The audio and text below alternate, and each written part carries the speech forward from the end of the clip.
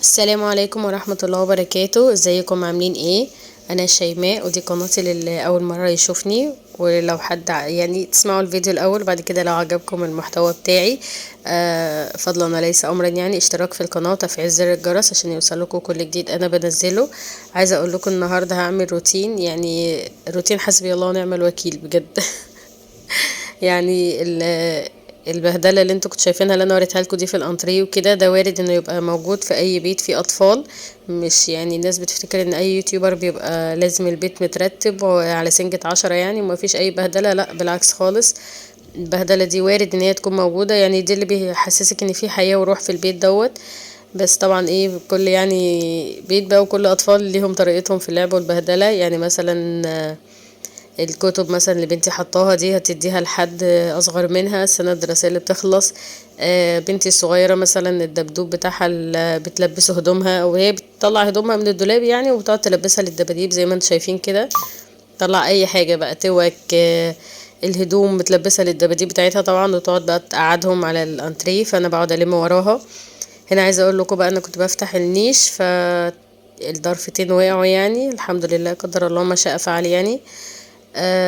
النيش ده يعني هو فعلا حسبي الله ونعم الوكيل في اللي اخترعه.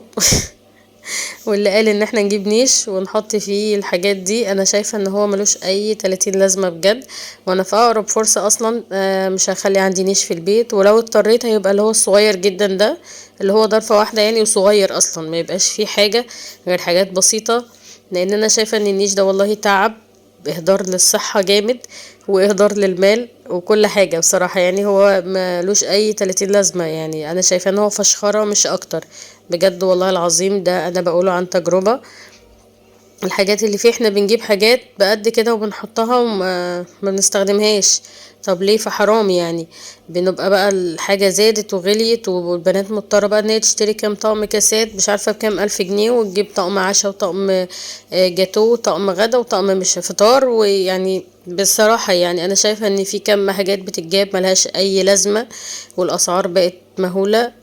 فحرام يعني فعلا. انا بنتي لما تيجي تتجوز ان شاء الله انا مش هجيب نيش، يعني مش هيجيب لها نيش، لان هو انا شايفاه مشروع فاشل، يعني هو اختراع مش كويس خالص، وما ينفعش ان احنا نجيبه بصراحة. يعني انا شايفاه ملوش اي لازمة.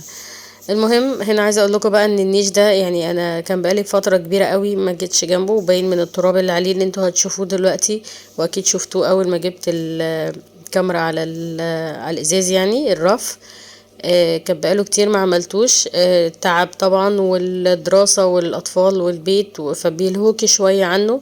حتى لو انتي بترتبي وبتعملي كل حاجة، انا ممكن لحد ما اخلص الشقة الاقي نفسي جيت لحد عند النيش وتعبت ما قدرتش اكمل، فبسيبه بصراحة. مش هقول لكم ان انا على طول يعني بعمله كل شهر وكده، لا ما مش بقدر ساعات بصراحة بسبب الضغوط اللي عليه ده يعني. بس هنا بقى ابتديت ان انا اطلع اطلع بقى الكاسات والكوبايات والحاجات اللي جواه، علشان اخدهم على المطبخ واغسلهم. وبعد كده ارجع المع بقى الازاز والمرايات بتاعته، وعشان كمان اركب الظراف ديت، يعني هحاول ان انا اركبها، يعني ربنا ييسر ان شاء الله. وبعد كده اكون رتبته يعني واقفله بقى، عشان هو مفتوح كده خطر جدا طبعا، يعني تحس ان في قنبلة موقوتة يعني. فكنت قلقانة طول ما هو الظرف مش راكبة. بس كده طلعت الحاجة بقى هي خلاص، وهاخدها على المطبخ بعد ما اخلص يعني وايه. هغسلهم وارجع زي ما قلت لكم ان انا المع.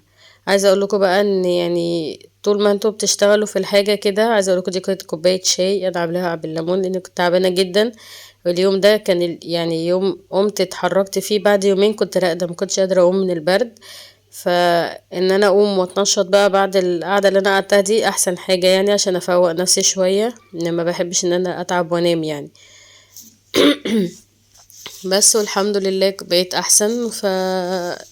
عايزه اقول لكم بقى ان طول ما احنا بنعمل الحاجه وكده، احلى حاجه نعملها ان احنا نقعد نستغفر ونقول ادعيه، نصلي على النبي، نقول اذكار، نقرا القران اللي احنا حافظينه، نشغل جنبنا قران ونقول معاه.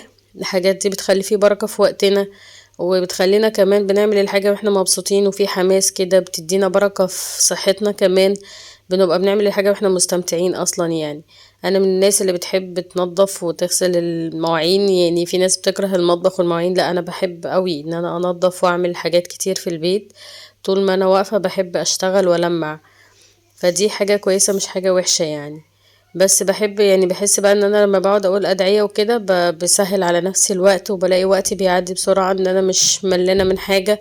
لا الحاجة بتبقى معايا بتخلص على طول وما بتعبش، وبلاقي نفسي لا انا انشط كل ما بشتغل اكتر، كل بحس ان انا انشط نشيطة يعني. فعايزاكم فعلا تعملوا كده. حاولوا كمان كل يوم تعملوا ورد كده تقروه ليكوا في القرآن. تقروا سورة الواقعة بتزود الرزق. سورة البقرة لو قدرتوا ان انتوا تقروها كل يوم او كل 3 ايام، يعني ما يعديش عليكي 3 ايام غير وانتي قارياها، فعلا فعلا هتحسوا بفرق جامد جدا في حياتكم وفي ظروفكم وفي كل حاجة. لو في مشاكل مع في اي حاجة عندك هتلاقيها بتتحل، والله العظيم بجد انا عن تجربة يعني عملت ده والحمد لله، يعني ربنا كرمني والدنيا بتظبط معايا، يعني في اي مشكلة بتقابلني وبلجأ لسورة البقرة او القرآن عامة. بس هي بالاخص يعني بلاقي الدنيا ربنا يسرها لي. لو في حاجة محتارة فيها لا بلاقي فيها حل. لو في مشاكل في حاجة معينة بتتحل. الحسد كمان، الحسد وحش جدا. ممكن حد يحسدك على اي حاجة، يعني اي حاجة حتى لو بسيطة بالنسبة لك ممكن تبقى عند حد تاني مهمة فيحسدك عليها، فهتلاقي لا اقريها واستعيني بالله هتلاقي كل حاجة راحت. الحسد ممكن يخليكي تتعبي وما تقدريش تعملي اي حاجة في بيتك، يخليكي مش مهتمية بولادك، يخليكي عندك اكتئاب. فاول ما تحسي بحاله زي كده اقري قران واستعيني بربنا وقولي ادعيه. اذكار الصباح والمساء كمان بتحفظ الواحد وبتحميه.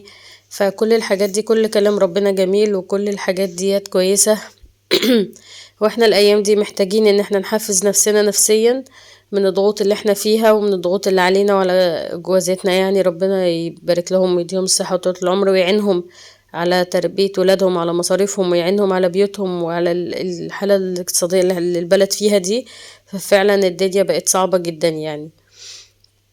يا رب يكون ان انا كلامي مفيد ليكم، وبحاول ان انا يعني احفزكم كده شوية وتقوموا تتنشطوا كده يعني شوفي التليفون كده خديه معاكي واتفرجي على الفيديو وانتي بتعملي حاجة، هتلاقي نفسك اتحفزتي وقمتي نظفتي حاجة ممكن كانت مركونة، ويعني مثلا رف عندك ما كنتش بتعملي فيه حاجة عايزة تنظف ترتبيه. النيش عايز يترتب زي ما انا عملت كده، كان بقاله كتير قوي ومتطرب ومعفر يعني. والحمد لله ظبط وبقى تمام يعني، هو لمعته زي ما انتم شايفين. يعني حاولي تقومي، ما تقعديش، ما تستسلميش للتعب، ما تستسلميش للحالة النفسية. الحمد لله ركبت الظرف اهو. يعني اي نعم حاسه ان هي هتقع تاني، بس يعني الحمد لله ان انا قدرت اركبها عشان اقفله. حاولت ان انا اقلل شويه من اللي هي الحاجات الصغيره اللعب والحاجات ديت، وغيرت المفارش بتاعته طبعا وقفلته كده زي ما انتم شايفين. ويا رب اكون ان انا كنت خفيفه عليكم وافدتكم، واشوفكم في فيديو جاي ان شاء الله. باي باي.